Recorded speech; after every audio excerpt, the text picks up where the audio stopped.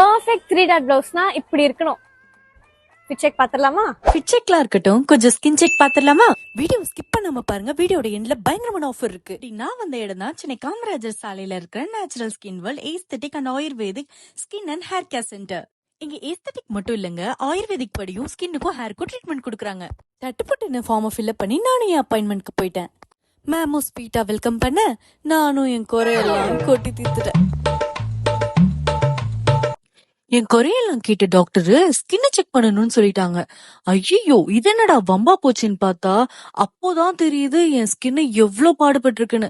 இங்க ஸ்கின்னுக்கும் ஹேருக்கும் ayurvedic treatment மட்டும் தான் பண்ணுவாங்களான்னு கேட்டீங்கன்னா அது மட்டும் இல்ல.